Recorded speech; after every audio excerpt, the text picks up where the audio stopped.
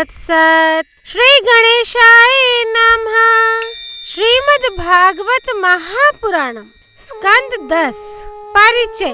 स्कंद 10 को 2 भागों में बांटा गया है, पूर्वार्ध और उत्तरार्ध। पूर्वार्ध के 49 अध्यायों में व्रज और मथुरा में भगवान श्री कृष्ण की अनंत लीलाओं का वर्णन किया गया है। उत्तरार्ध के 41 अध्यायों में भगवान श्री कृष्ण की द्वारका गमन के पश्चात की अनंत लीलाओं का वर्णन मिलता है।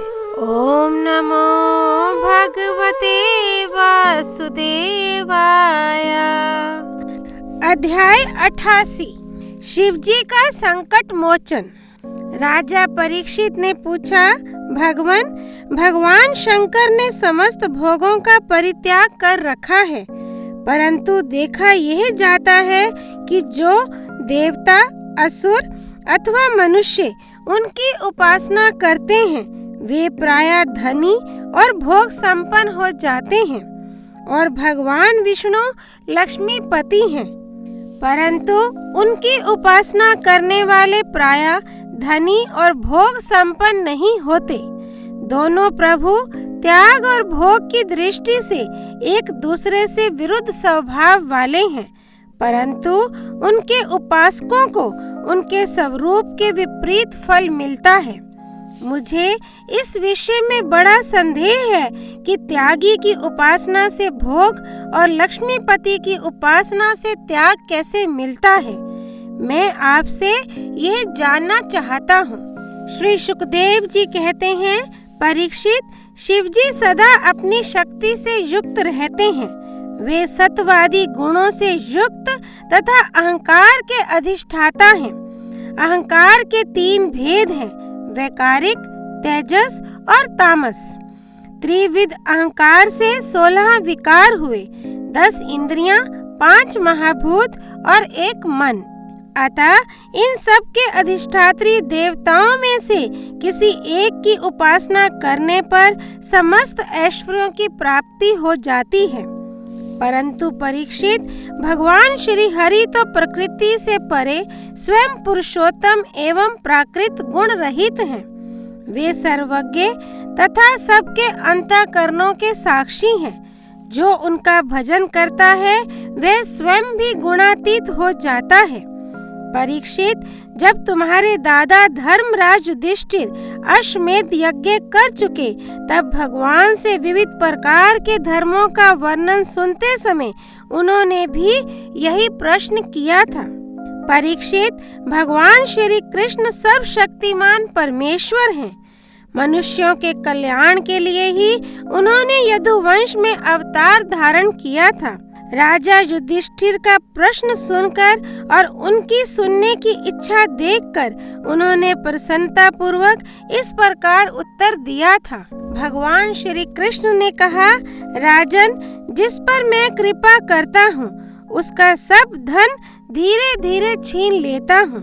जब वह निर्धन हो जाता है तब उसके सगे संबंधी उसके दुखाकुल चित्त की परवाह ना करके उसे छोड़ देते हैं। फिर वह धन के लिए उद्योग करने लगता है, तब मैं उसका वह प्रयत्न भी निष्फल कर देता हूँ। इस प्रकार बार बार असफल होने के कारण जब धन कमाने से उसका मन विरक्त हो जाता है, उसे दुख समझकर वह उधर से अपना मुंह मोड़ लेता है और मेरे प्रेमी भक्तों का आश्रय लेकर उनसे मेल जोल करता है। तब मैं उस पर अपनी अहेतुक कृपा की वर्षा करता हूँ। मेरी कृपा से उसे परम सूक्ष्म अनंत सच्चिदानंद स्वरूप पर ब्रह्म की प्राप्ति हो जाती है। इस प्रकार मेरी प्रसन्नता, मेरी आराधना बहुत कठिन है। इसी से साधारण लोग मुझे छोड़कर मेरे ही दूसरे रूप अन्यान्य देवताओं की आराधना करते हैं। दूसरे देवता आशुतोष हैं। वे झटपट पिघल पड़ते हैं और अपने भक्तों को साम्राज्य लक्ष्मी दे देते हैं। उसे पाकर वे उच्छृंखल, प्रमादी और उन्मत्त हो उठते हैं और अपने वरदाता देवताओं को भी भूल जाते हैं तथा उनका तिरस्कार कर बैठते हैं। श्री सुखदेव जी कहते हैं, परीक्षित, ब्रह्मा, विष्णु और महादेव ये तीनों शाप और वरदान देने में समर्थ हैं, परंतु इनमें महादेव और ब्रह्मा शीघ्र ही प्रसन्न या रुष्ट होकर वरदान अथवा शाप दे देते हैं, परंतु विष्णु भगवान वैसे नहीं हैं। इस विषय में महात्मा लोग एक प्राचीन इतिहास कहा करते हैं। भगवान शंकर एक बार वृक्कासुर को वर देकर संकट में पड़ गए थे। परीक्षित, वृक्कासुर शकुनी का पुत्र था। उसकी बुद्धि बहुत बिगड़ी हुई थी। एक दिन कहीं जाते समय उसने देव ऋषि नारद को देख लिया और उनसे पूछा कि तीनों देवताओं में झटपट प्रसन्न होने वाला कौन है। परीक्षित, देव ऋषि नारद ने कहा, तुम भगवान शंकर की आराधना करो, इससे तुम्हारा मनोरथ बहुत जल्दी पूरा हो जाएगा।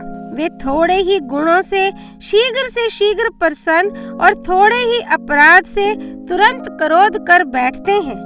रावण और बाणासुर ने केवल बंदी जनों के समान शंकर जी की कुछ स्तुतियां की थी, इसी से वे उन पर प्रसन्न हो गए और उन्हें अतुलनीय ऐश्वर्य दे दिया।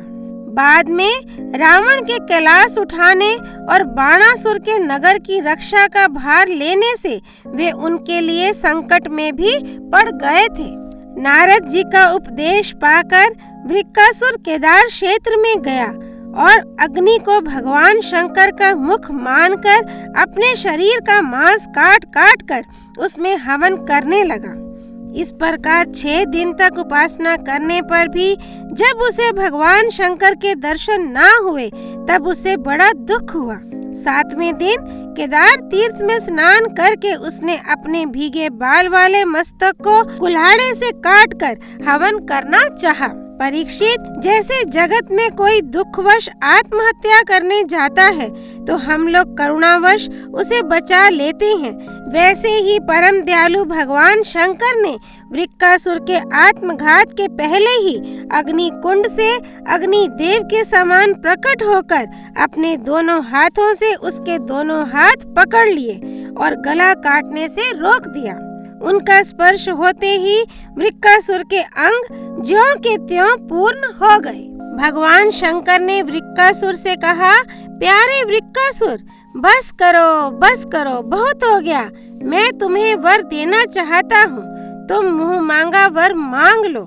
अरे भाई, मैं तो अपने शरणागत भक्तों पर केवल जल चढ़ाने से ही संतुष्ट हो जाया करता हूँ। भला तुम झूठ मूठ अपने शरीर को क्यों पीड़ा दे रहे हो? परीक्षित, अत्यंत पापी वृक्कासुर ने समस्त प्राणियों को भयभीत करने वाला यह वर मांगा कि मैं जिसके सिर पर हाथ रख दूं वही मर जाए। परीक्षित, उसकी यह याचना सुनकर भगवान रुद्र पहले तो कुछ अनमने से हो गए, फिर हंसकर कह दिया, अच्छा ऐसा ही हो। ऐसा वर देकर उन्होंने मानो सांप को अमृत पिला दिया। भगवान शंकर के इस प्रकार कह देने पर वृक्कासुर के मन में यह लालसा हो आई कि मैं पार्वती जी को ही हर लूं। वह असुर शंकर जी के वर की परीक्षा के लिए उन्हीं के सिर पर हाथ रखने का उद्योग करने लगा। अब तो शंकर जी अपने दिए हुए वरदान से ही भयभीत हो गए। वह उनका पीछा करने लगा और वे उससे डरकर कांपते हुए भागने लगे। वे पृथ्वी, स्वर्ग और दिशाओं के अंत तक दौड़ते गए, परंतु फिर भी उसे पीछा करते देखकर उत्तर की ओर दौड़े। बड़े बड़े देवता इस संकट को टालने का कोई उपाय ना देखकर चुप रह गए। अंत में वे प्राकृतिक अंधकार से परे परम प्रकाशमय वैकुंठ लोक में गए। वैकुंठ में स्वयं भगवान नारायण निवास करते हैं। एकमात्र वे ही उन सन्यासियों की परम गति हैं जो सारे जगत को अभेदान करके शांत भाव में स्थित हो गए हैं। वैकुंठ में जाकर जीव को फिर लौटना नहीं पड़ता। भक्त भयहारी भगवान ने देखा कि शंकर जी तो बड़े संकट में पड़े हुए हैं, तब वे अपनी योग माया से ब्रह्मचारी बनकर दूर से ही धीरे धीरे वृक्कासुर की ओर आने लगे। भगवान ने मुंज की मेखला, काला मृगचर्म, दंड और रुद्राक्ष की माला धारण कर रखी थी। उनके एक एक अंग से ऐसी ज्योति निकल रही थी मानो आग धधक रही हो। वे हाथ में कुश लिए हुए थे। वृक्कासुर को देखकर उन्होंने बड़ी नम्रता से झुककर प्रणाम किया। ब्रह्मचारी वेशधारी भगवान ने कहा, शकुनी नंदन वृक्कासुर जी, आप स्पष्ट ही बहुत थके से जान पड़ते हैं। आज आप बहुत दूर से आ रहे हैं क्या? तनिक विश्राम तो कर लीजिए। देखिए, ये शरीर ही सारे सुखों की जड़ है। इसी से सारी कामनाएं पूरी होती हैं। इसे अधिक कष्ट ना देना चाहिए। आप तो सब प्रकार से समर्थ हैं। इस समय आप क्या करना चाहते हैं? यदि मेरे सुनने योग्य कोई बात हो तो बतलाइए, क्योंकि संसार में देखा जाता है कि लोग सहायकों के द्वारा बहुत से काम बना लिया करते हैं। श्री सुखदेव जी कहते हैं, परीक्षित, भगवान के एक एक शब्द से अमृत बरस रहा था। उनके इस प्रकार पूछने पर पहले तो उसने तनिक ठहर कर अपनी थकावट दूर की। उसके बाद कर्मशः अपनी तपस्या, वरदान प्राप्ति तथा भगवान शंकर के पीछे दौड़ने की बात शुरू से कह सुनाई। श्री भगवान ने कहा, अच्छा ऐसी बात है, तब तो भाई हम उसकी बात पर विश्वास नहीं करते। आप नहीं जानते हैं क्या, वह तो दक्ष प्रजापति के शाप से पिशाच भाव को प्राप्त हो गया है। आजकल वही प्रेतों और पिशाचों का सम्राट है। दानवराज, आप इतने बड़े होकर ऐसी छोटी छोटी बातों पर विश्वास कर लेते हैं। आप यदि अब भी उसे जगत गुरु मानते हो और उसकी बात पर विश्वास करते हो तो झटपट अपने सिर पर हाथ रखकर परीक्षा कर लीजिए। दानव शिरोमणि, यदि किसी प्रकार शंकर की बात असत्य निकले तो उस असत्यवादी को मार डालिए, जिससे फिर कभी वह झूठ ना बोल सके। परीक्षित, भगवान ने ऐसी मोहित करने वाली अद्भुत और मीठी बात कही कि उसकी विवेक बुद्धि जाती रही। उस दुर्बुद्धि ने भूलकर अपने ही सिर पर हाथ रख लिया। बस उसी क्षण उसका सिर फट गया और वह वहीं धरती पर गिर पड़ा, मानो उस पर बिजली गिर पड़ी हो।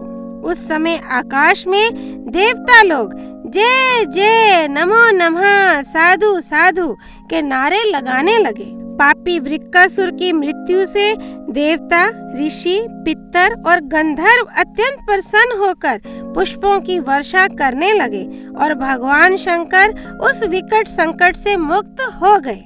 अब भगवान पुरुषोत्तम ने भय मुक्त शंकर जी से कहा कि देवाधिदेव, बड़े हर्ष की बात है कि इस दुष्ट को इसके पापों ने ही नष्ट कर दिया। परमेश्वर, भला ऐसा कौन प्राणी है जो महापुरुषों का अपराध करके कुशल से रह सके? फिर स्वयं जगत गुरु विश्वेश्वर आपका अपराध करके तो कोई सकुशल रह ही कैसे सकता है? भगवान अनंत शक्तियों के समुद्र हैं। उनकी एक एक शक्ति मन और वाणी की सीमा के परे है। वे प्रकृति से अतीत स्वयं परमात्मा हैं। उनकी शंकर जी को संकट से छुड़ाने की यह लीला जो कोई कहता या सुनता है, वह संसार के बंधनों और शत्रुओं के भय से मुक्त हो जाता है। अध्याय 88 संपूर्ण। पार्वती पति भगवान शंकर जी की जय। वैकुंठवासी भगवान नारायण जी की जय। द्वारकाधीश भगवान श्री कृष्ण की जय। द्वारकापुरी की जय। कृष्णा अर्पणमस्तु। वृंदावन बांके बिहारी लाल की जय। जय जय श्री राधे।